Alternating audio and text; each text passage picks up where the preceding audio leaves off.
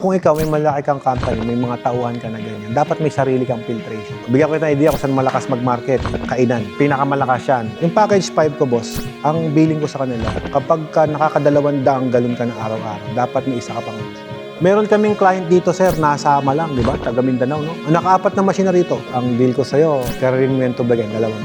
Ang water station is very promising business talaga. Maganda ang income, tapos isa lang ang produkto na minamanage mo.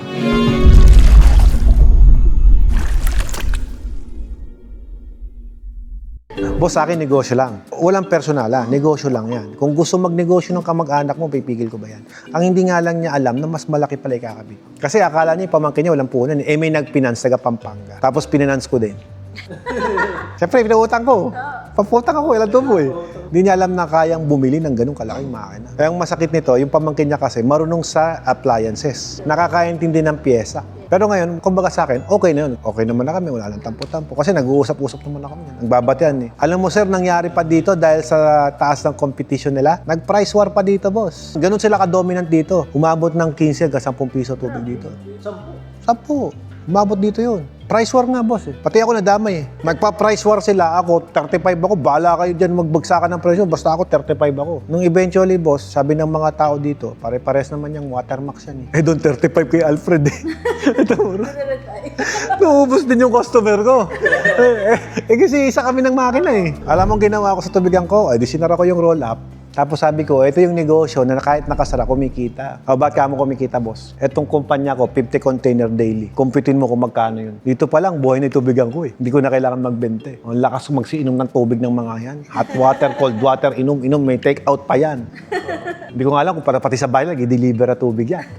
So, gano'n. Dami namin dito eh. Sold na lalo. Pag pumunta ka ng production, di ba, kainit doon. Inom sila, inom ng tubig doon. Dito pa lang, customer ko na. Kaya sabi ko, kino-compute ko, kung sinara ko yung tubigan ko, bibili ako ng tubig sa labas, di gumagas din ako. Pag kinumpute ko yun, kumikita, nakasara, kumikita. Pero sarili kong kumpanya sinusuplayan yan. Actually, it's something na dapat maintindihan din ng mga company owners. Kung ikaw may malaki kang company, may mga tauhan ka na ganyan, dapat may sarili kang filtration. 30 pesos ang tubig, nakaka-50 kami sa isang araw. 1.5 daily yan. Sa isang buwan, 26 days silang nagtatrabaho dito. 39,000 monthly na save ko. I-multiply mo na lang sa 12 months, that is 468. Isang machine kayang bumili. Package 9. Isang package na isang taon 50 container lang yun, ma'am. Ngayon, ang tanong ko sa'yo, ilan customer ba ang nade-deliver ng mga kliyente ng Watermax? Ang customer ko, to give you an idea, uma-average siya ng 300 to 400 bottles daily. Average customer ko yan. Hindi ko nasasama yung mga malalakas talaga, yung nagwa-1.5, hindi ko nasasama yan. Doon lang tayo sa average. So sabihin mo na, boss, 300 bottles daily, multiply by 30 pesos na container.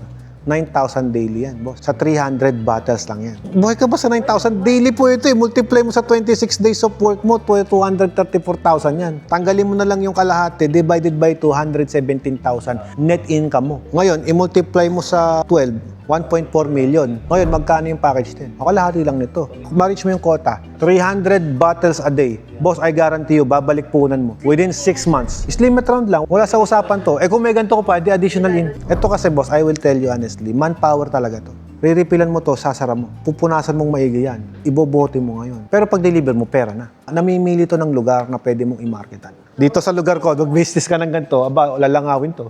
Sa bukid kami Isipin mo, bebenta ko to sa 10 piso. Dagdagan mo na lang ng 20 pesos, malaki na. Anak mayaman ang bumibili dito. Pero ito, kung bebenta mo sa eskwelahan, okay to. Pero kung dito sa probinsya, sinong customer namin dito? Sari-sari store? Hindi bibili niyan. Boss, kasi ganito. Ang mga tindahan dito, yung mga sari-sari store na maliliit, mayroong ice tubig. Yung nilalagay sa ice tubig, boss, purified water. Ganun kalaki, 5 piso. Ba't ka bibili dito? Pag nag-basketball yung mga yan, bibili ice tubig. Pag tangos na ganun yan, ayos, sisip-sipin na lang nila.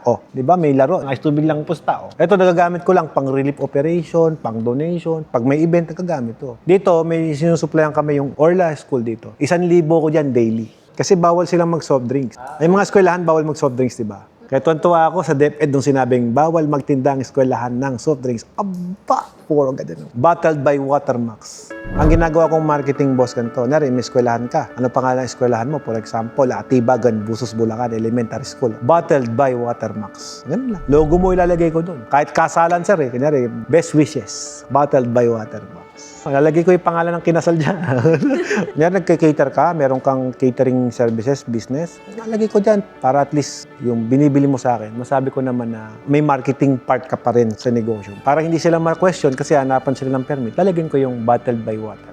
Kasi kami yung nagbote, pero iba'y nakalagay. Kita mo, Sogo. Sogo nakalagay, pero bottled by Nature Spring.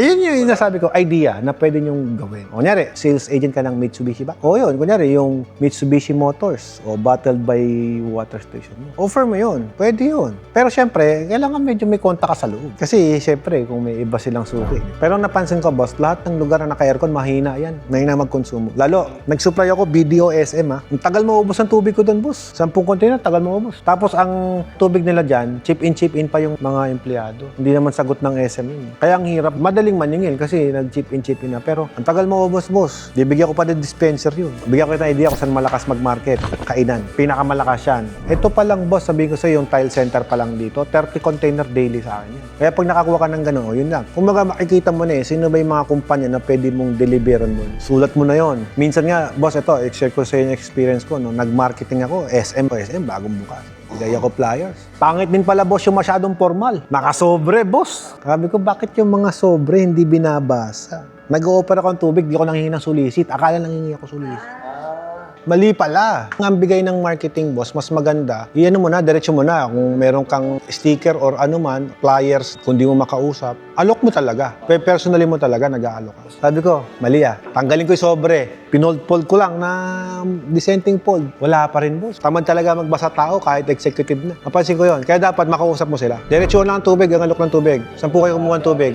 Wala nang arte-arte. Tubig lang yan Pag sinabing wala pa, ayun, swerte mo. Pero pag sinabing meron na, pwede mong sabihan na baka gusto mong itry din yung tubig namin. Huwag mo nga sabihin masarap yung tubig mo. Huwag mo nga sabihin ganito tubig. Mali yung approach nun. Pagka nga sabihin mo ganito, sir, alokan ko po kayo, nag-deliver kami yung tubig. Ay, meron na kami. Bigyan kita ng freebies para matikman mo. Bigyan mo agad ng isang container. Balikan ko po after few days. Pagbalik mo, nagustuhan yung lasa ng tubig. Ganun po ang diskarte, sir.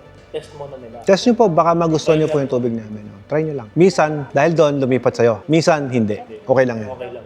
Ganun ang gawin mo, pinakamabilis yun. Ngayon, pag hindi nyo po nagustuhan, kukunin ko lang po yung ganun namin after few days. Subok ulit, sir. Oo, subok ulit sa iba. Ganun na talaga. Ang deal ko nga sa'yo, boss, 3 bagong customer lang daily. Yun na yun. May ibang nga pong nagmamarket, sir. Ito, customer ko, ganito. Yung flyers po niya, picture ng machine ko, tsaka ng tubigan niya. Kliyente ko, yun ang marketing niya. Picture ng machine niya. Yun. Yung water station name nila, konting explanation lang doon. Ang word na ginagamit ko dati nung nagmamarket ako is Watermax state-of-the-art purification process. Tapos, contact number. Yun lang. And then, ang slogan ko kasi dati is pure, clean, and safe to the max.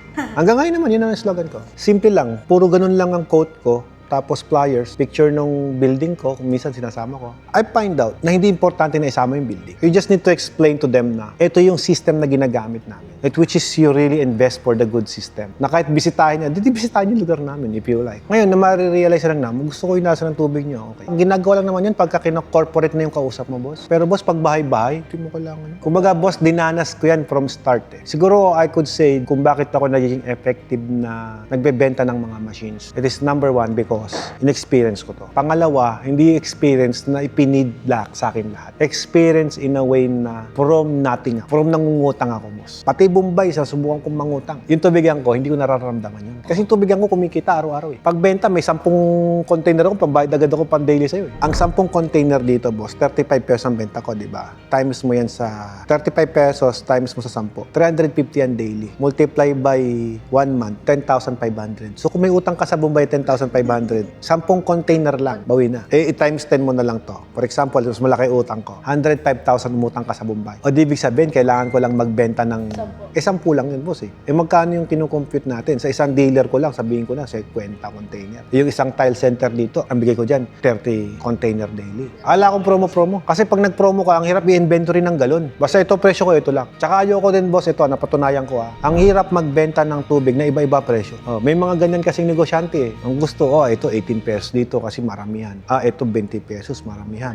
Ang hirap computein, ma'am. Metro ko nagbe-base eh. Sabi ko walang sistema. Kaya mas maganda, i-leverage mo na lang. Kung gusto mo 30 pesos lahat yan. May metro kung kinocompute. Diba? Pag kinompute ko sa metro, ito, naka 300 bottles ako. Times 30, di alam mo na agad kung magkano yung kinikiwenta mo. 9,000 dapat remit mo sa akin, gross sale. O, diba? Pag negative, bakit negative to? Alam mo na. Ako, gusto ko yung mabilis lang.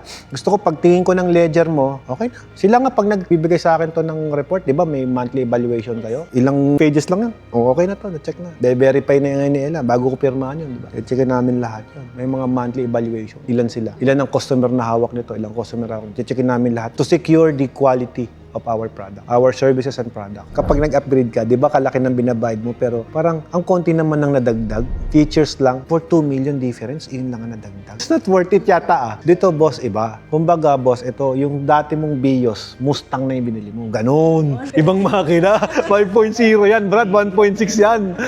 Ganon. Ganon yung difference yan. Kumbaga, magkaibang system. Parehong kotse yan, parehong nakakarating naman. Kaya lang yung isa mabilis kasi isa mabagal. Yung isa mayabang, yung isa simple lang. They're both capable. Kaya lang, ang totoo niyan, sa negosyo natin, kapag mabilis, mas marami kang customer na pwedeng i-cater. Ngayon, nilagyan mo lang ng limit, boss. Ano yung limit na sinasabi ko? For example, boss, ganito yan. Yung package 4 ko o package 5 ko, balik tayo doon. No? Yung package 5 ko, boss, ang billing ko sa kanila, kapag ka nakakadalawang galon ka na araw-araw, dapat may isa ka pang machine. Kasi halos dito tumitigil ka kaandar. Ngayon, dito na ano limit mo dito? Yung 600 bottles. Same lang.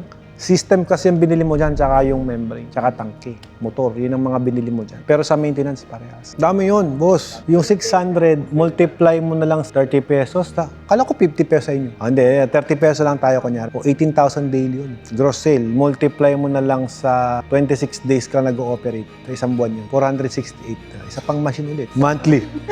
Isang machine monthly, bumili ka, pwede. Kung makukuha mo yung 600 quota, ang tubigan ko, boss, yung nandito. Yung unang-una kong tubigan, boss, minimum ko 700. Minimum yun. Hindi ako bumaba ng 700. Package na yun. Pero dalawa backup ko machine. Kasi gusto ko nagta-travel ako. Ako kasi yung taong hindi ko kayang ginagawa yung bagay na paulit-ulit. Ayoko yun. Hindi naman sa ako sawain. Ayoko lang ng paulit-ulit. Routine na lang yung buhay ko. Ayoko ng ganun. Gusto ko pagka there's something na nagawa ko naman ng tama, ang reward ko sa sarili ko, magta-travel ako. Yun yung goal ko kasi. Ngayon, ang execution naman ng travel, paano ko ginagawa ngayon? Magta-travel ka na habang nagkapatakbo ka ng negosyo. Actually, nung water station owner ako, boss, mas malaki ang time ko mag-travel. Mas marami akong panahon mag-travel nung water station ako. Ma'am, ito yung monthly ko eh. Sa isang tubigan, 4 ang tubigan ko, di ba? Depende lang, sir, sa taong... Depende sa'yo, hindi sa tao mo. Sa'yo. Lagyan mo ng metro, di ka mananakawan nun. Lalo ngayon, dati di pa uso CCTV eh. Ngayon, uso na, CCTV na maliit, yung gano'n, no? Lagay ka nun. Pwede mo nga siya makausap eh. Pero, nag-relay kami sa metro, hindi dyan. Wala kaming panahon para manood palagi. Ano lang namin yan, surveillance camera. In case na may problema, at least may data kami. Monitoring namin yan. Pero ang pinaka-effective talaga, metro. Kaya dapat, ilagay mo na yung machine mo, kasama mo na sa package yun. Hindi kasi kasama sa package sa amin eh. Pero i-order mo sa kanila. Yung mga kinikita ko, sir, iniisip ko, pera pa ng kumpanya yun. Marunong pa ako manghinayang sa pera talaga. Hindi naman ako mukhang pera, pero alam mo yon, yung parang normal na magbigay ng tip kung nagustuhan mo yung serbisyo. Pero andun pa ako sa time na, yung bang alam ko kasi pag hard-earned money, ang hirap gumastos. Hindi ko naman pinalunan sa loto yan eh. Kung magiging waldas ako, ang iniisip ko, kaysa magwaldas ako, pamili ko na lang sa kanila. Kasi sila yung nagtatrabaho habang wala ako eh. Kaya kati mo, birthday ko, pabigas sila. Happy sila. Alam mo yon, instead na ipamigay mo ng ipamigay sa mga taong nakapaligid sa'yo, di ba? Eh di kapag sila guminhawa, di ganoon din ang gagawin nila. Hindi, dahil sa management yun. Hindi sa tao. Kasi boss, kahit sinong tao ilagay mo dyan, pag walang sistema, lulukuhin ka talaga. Sila, kita mo, hindi sila pwedeng manloko or hindi sila pwedeng manlamang. Kasi nga, may sistema, di ba? Walang glitch. Di mo, nagbabayad ka saan? Sa cashier. Hindi sila humawak ng cash dito. Pero yas nila kayo. Hindi rin sila commission basis. Ayoko ng ganun. Bakit? Mag-aagawan ng customer yan. Pag nag-aagawan ng customer yan, ma'am, na servicean nila kayo at tapos na yung sa inyo, ang ipapriority lang yung bagong customer, hindi na kayo ipapriority ng mga yan. Which is yun yung ayaw ko. Gusto ko, pag nakabili ka sa akin, doon tutuloy-tuloy yung partnership natin. Kumbaga, pag tumawag ka rito, dapat ituturing pa rin nila kayo as bagong customer. Di ba, sir, no? Parang sa pagbebenta ng kotse, sir. Sa bentahan ng kotse, ito, buy and sell din yung nasa likod mo eh. Pagka nagbebenta ka ng kotse, di ba, yung iba, ito, nakabili na to. Sir, kape po. Ganun lang, aalukan ka lang ng kodo niyan, di ba? Pero ang talagang priority mo, itong bago. Kasi target mo to eh, dahil do, bibili talaga to eh. May commission ka na naman dito eh, di ba? Ngayon nawawala yung tinatawag na after sales, which is sa akin important importante yun. Meron kaming client dito, sir, nasama lang, di ba? Taga Mindanao, no? Naka-4 na makina rito. Oh, 4 na. Pabalik-balik dito yun. Bumili nga ng laundry pa nung nakaraan, di ba? Gusto ko makausap si Alfred. Oh. Oy, adyak ka na naman, sabi ko sa kanya. Oh, sir, pabili ako ng laundry, 5 piraso. Sabihin, kung hindi satisfied sa negosyo na binigay namin yun, hindi yun babalik dito. Taga Laguna pa yung nagsama sa kanya eh. Masarap yung naging negosyo ka na masaya ka. Yung good vibes sinishare din namin sa'yo. Parang bibili ng kotse, boss. Pag bibili ka ng kotse, pag masaya customer mo, boss, bibili ulit yan. Kasi ako, bibili ako Vespa, tuloy-tuloy eh. Kasi masaya eh. Kasi yun yung tawag naming gasolina namin eh. Lahat tayo, boss, we have different kind of fuel to make us work harder. Kasi kung kontento ka na and wala ka ng goal, para saan pa taga-trabaho ka ng kahit kalabaw? Wala na. Kailangan mo something na magpapastress sa'yo. Nako, boss, yung effort na ginawa mo sa car industry, gawin mo sa tubig, iba. Malayo, boss. Kami nga ni Ella, ito, sample ko lang sa'yo. No? Sanay kami kumita kung paano kitaan sa water station. Eh. Mag-deliver ka ngayon. Kasi di naman nautang ang tubig eh. Kaya pag deliver mo, pera na yun eh. Tapos pag humawa kami ng ibang negosyo na ganun din ng sistema, doon na tayo sa water station. Nag-gasol kami, sabi ko. Mira, bibili ulit ng gasol yan, next month pa eh. Tagal eh, ito, every other day customer eh. Kaya sabihin mo, 30 pesos eh. Araw-araw ka may pera. Mag-alaga ka, for example, nag-poultry ako, sir, manok. Pag namatayan ka ng manok, napiste ka, ala na. Magbabuyan ka, ganun din. Anything na live, ang hirap niyan. Kahit sabihin mong traditional crops, bukid, laki ng puhunan yan ha. Wala ka puhunan, umumunan ka ng pataba niyan. Binagyo. Wala flood control pa. Di ba? Ang hirap. Nung naka-Shogun Pro 125 ako, wala na, pinamana ko na sa tauhan kong taga Iloilo eh. Nung pangalawang water station, nakapag-big bike na ako eh. 4 yung tubigan ko eh. Basta iayos mo muna yung isang water station mo, simulan mo muna, step by step. Kapag ka na-master mo na yun, tsaka mo na isipin yung brand. Palagi ang konsepto mo ganito. Kung ano na yung kumikita, yun yung pag-ibayuhin mo. Huwag ka muna mag-isip ng ibang negosyo. Yun muna. Focus ko muna sa'yo, kumikita na isa eh. Diba? Karamihan sa negosyo kasi, ma'am, ganito. Yung mga negosyante na nagiging failure, no? Magtatayo ng isang negosyo. Tapos, dahil na boring na sila doon, puro ito na lang, magtatayo ng panibagong negosyo na itong kumikita na napapabayaan. Ngayon, itong hindi pa tumatakbo, dito na pupunta yung oras na papabayaan tong isa. So, instead na lumaki to, lalo, lumiliit na to. Tapos ito, papalakihin pa niya to. Hindi mo pa alam kung magiging tagumpay o hindi. Yung mga negosyo ko, boss, napansin mo kahit ang dami kong business opportunity na pinapasok, ang dami kong business opportunity na negosyo na pwede itayo. Nakapokus talaga ako sa water system. Kung maglagay man naman ako ng laundry, sideline ko lang. Hindi ko pina-full time yan, sina-sideline ko lang. Maglagay man naman ako ng yellow, sideline ko lang. Parang tingin ko sideline ko yan. Pero kasi, part yan ng serbisyo na. Ito, printing, sideline ko lang to. Kahit nasabihin kong sideline, ginagamit ko sa sarili kong kumpanya. Na kahit hindi ako mag-market, hindi ako magbenta sa labas, sa Watermax pa lang buhay na yan. Ang dami tinapagkwentuhan, ano? Napasarap. OTAP lang yung kasalubong mo. Ang deal ko sa'yo, kararin mo yan tubagan, 2 taon. Ang water station is very promising business talaga. Maganda ang income, tapos isa lang ang produkto na minamanage mo. Whatever na sipag na gawin mo, yun yung magiging sahod mo. Tsaka hindi yan commission basis, boss, na pagka may benta ka ngayon, bukas wala, hindi. Hanggat may benta ka, meron ka. Soon, sasama ka sa Watermax World Adventure Tour, Eat and Ride. Ayun no, Water, World Adventure Tour, Eat and Ride. Ay, nang abbreviation yan. Yung max, to the max. Sa tubig na yan, boss, pwede nating makuha lahat yan. Sipagan mo lang. May tao kasi na madaling ma-stress. Nakakabenta ka nga ng kotse, imposible di mo kaya benta ang tubig. Ako lagi ganun eh. Nung time ko, nakakabenta nga ako ng machine, yung tutubig, di ko kaya benta. Kagaya mo, nasa sales ka. Itong kotse, nakukonvince mo yung tao na bumili ng kotse. How much more itong simpleng tubig lang? Ang dali market niyan, 30 pesos lang, boss, ang pinag-uusapan niya. Baka nga sa hiya sa'yo na inaalokan mo. Hindi, bigay ko na lang sa'yo to. Huwag mo na akong deliveran, sa'yo na lang, 30 pesos. Biro lang. Hindi, pero ang totoo niyan, ganito yan. Sa experience namin, pag nag-deliver yung mga staff, mas malaki pa yung tip compare sa tubig. Lalo pag bare month, ay, sarap. Tuwan-tuwa ang mga tao ko. Kasi pag bare month, nag-deliver ka ng tubig, aba, yung mga pera, di ba, matatalim? Nagbibinting matatalim yan, di ba? Pamasko nila eh. Nag-deliver ng tubig, kung maka-tip yung mga OFW na yung mga bagong balikbayan, laki ng tip. Basta satisfied sila sa delivery. Kaya like ko sinasabihan sila, i-deliver, gagawin nyo lang din, gawin nyo na ng maayos, gawin nyo ng maganda. Kasi parehas lang ang pagod ninyo. Kapag ginawa nyo ng maganda, makatip pa kayo, di salamat. Kung ginawa nyo ng pangit, napagod ka na, wala ka pang chance ng tip, nakarinig ka pa ng pangit na salita, anong gusto mo? Ayusin mo na lang. Gagawin mo din yan. Whatever you like it or not, kailangan mong gawin yan. Gawin mo ng maayos, isa lang ang pagod mo, isa lang din ang sahod mo, isa lang din yan. Baka sakaling may tip ka pa. Huwag kang umasa pero posible. Hindi man ngayon, baka sa next transaction mo. Ang dami tinapag-usapan, no? Gusto mo, ikwento ko pa sa inyo yung mga ninuno ko, sir, eh. Itong package 9, yun nandun. Yun yung package 9. May isang reject, may isang product. Ngayon, pag-usapan natin yung 10. Dalawang product, dalawang reject. Ang tubig na malinis, hindi napapanis. Ang tubig na bumabaho, may bacteria or yung oxidation niya sa loob. Ang laman ng isang container, pag package 10, piso na lang ang bayad mo sa kuryente. Oh, yung piso i-divide mo ngayon, ilang ganito nagagawa nun? 40 kung 500 ml. May mga client ako, maabot 6, 5 na machine. If they're not satisfied to my product, hindi ulit yun. Hindi babalik.